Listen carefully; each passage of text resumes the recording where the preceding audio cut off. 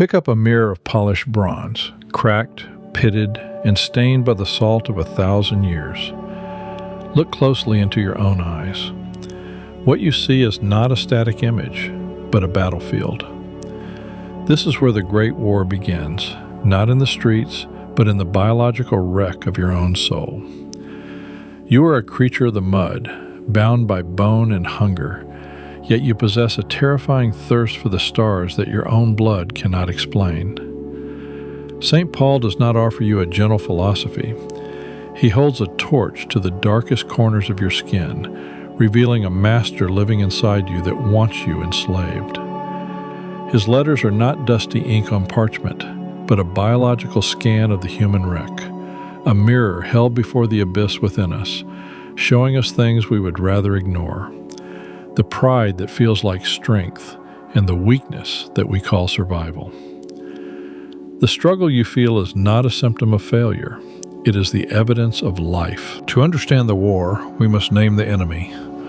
Paul does not point to a demon in the shadows, but to a master living inside your skin. He calls this chapter of the human condition Sarx, the flesh. Do not mistake this for the simple muscle and bone of your anatomy. The body is a temple, but the flesh is the squatter living in the basement. Sarx is the primal, egoic gravity that pulls every noble thought back down into the mud. Consider the mundane cruelty of your daily life, the sudden, irrational impulse to snap at a loved one over a triviality, or the heavy, suffocating lethargy that keeps you pinned to a screen when your spirit cries out for movement. That is Sarx. It is the architect of the false self, a merchant of illusions that promises sovereignty, but delivers only a more comfortable cage. It whispers that if you can just acquire more, conquer more, or be seen more, the hollow ache will vanish. But the flesh pays in rot, giving you the works of the ego, a frantic, restless energy that consumes everything it touches, and yet remains starving. This leads to a psychological schism, a fault line running through the center of the soul. We imagine ourselves to be the masters of our intentions, but Paul reveals we are a house divided. For I do not do the good I want to do, he writes, but the evil I do not want to do, this I keep on doing. We resolve to be kind and wake up bitter. We are at war with our own marrow. In this moment of despair, the truth becomes a cold, sharp blade. Willpower is a broken sword. You cannot think your way out of a burning building if the fire is inside your own mind. Paul does not speak as a saint on a pedestal, but as a man who has felt the chains tighten every time he tried to run. He exposes the ultimate human dilemma, the realization that the more we try to perfect ourselves through sheer effort, the deeper we sink into the mire of our own inadequacy. To understand how Paul reached this conclusion, one must look at who he was before the light blinded him. He was Saul of Tarsus, a man of the blade and the scroll, a Pharisee who had mastered every syllable of the law. He walked the marble halls of religious perfection, believing that if the rules were kept, the soul would be healed. He was the ultimate fixer, an enforcer of tradition who saw the early Christians not as a theological deviation, but as a systematic threat to the order he spent his life constructing. He was a man who believed in the power of the wall, the ritual, and the boundary. But beneath the pristine exterior, a cold rot was festering. The law, he realized, is a mirror that reveals the grime under the fingernails of intent, but it does not have the hands to wash it away. It shows you the cancer, but cannot perform the surgery. This is the failure of the human machine. A system of doing can never mend the fracture of being. The law gave us a map of the jagged rocks, but provided no boat to cross the storm. Then comes the intervention, not a new set of rules, but a transfusion. Grace is not a cosmic shrug. In the hands of Paul, it is a kinetic energy. It is the life of God bleeding into the hollowed-out soul. Imagine a deep, jagged wound in the spirit, the kind left by years of pride. Grace does not merely cover the scar, it pours into the laceration like molten gold, hardening into a strength you never possessed. Under the law, you obeyed because you were terrified of the master's whip. Under grace, you obey because you have fallen in love with the architect.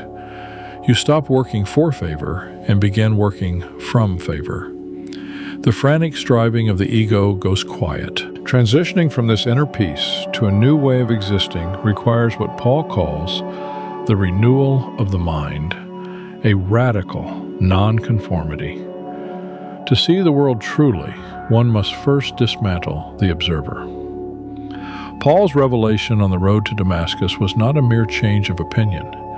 It was a violent shattering of his cognitive architecture. Your mind is the primary battlefield. The world patterns your brain to react, to strike, and to hoard. But Paul commands a mutiny of the intellect. He speaks of taking every thought captive, not as a metaphor, but as tactical necessity. Imagine the rusted, grinding gears of an ancient clockwork being replaced by gold. It is the agonizing process of tearing up the neural pathways of fear and carving out new canyons of love. To master the spirit, however, one must first attend a funeral, your own. Paul demands a crucifixion. In the ancient world, the cross was a machine of structural collapse. To crucify the flesh is to execute the ego that has spent a lifetime convinced it is the king of your soul. This is a violent surrender, shedding the old man like a diseased skin. The ego screams because it believes it is you. It clings to grievances with the desperation of a drowning man. But Paul whispers a radical sentence: "It is no longer I who live." By driving a stake through the heart of the false self, you do not lose your identity. You find the one that was buried beneath the wreckage. The ego must die so that something elder, something uncreated, can finally take a breath. In the hollow silence left behind by the death of the ego, something more powerful begins to breathe. Paul calls this chapter Pneuma, the Spirit. It is the divine energy that rewrites the laws of human physics.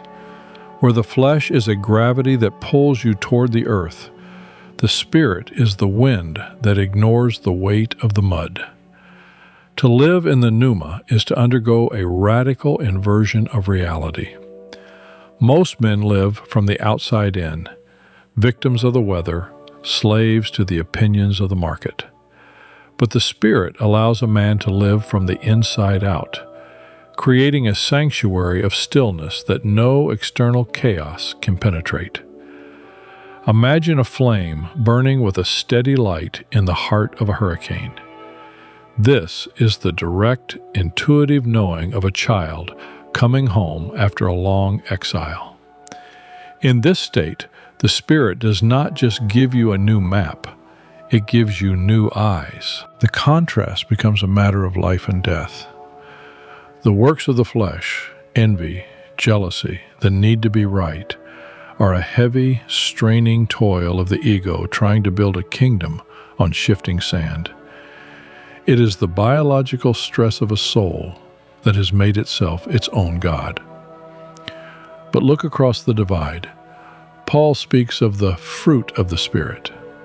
Fruit is not manufactured, it is grown. It is the quiet, inevitable result of a life that has stopped fighting against the divine. Love, joy, peace.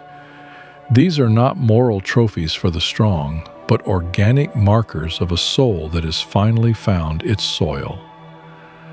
Where the flesh is a clenched fist, the Spirit is an open hand. Look at the harvest of your days.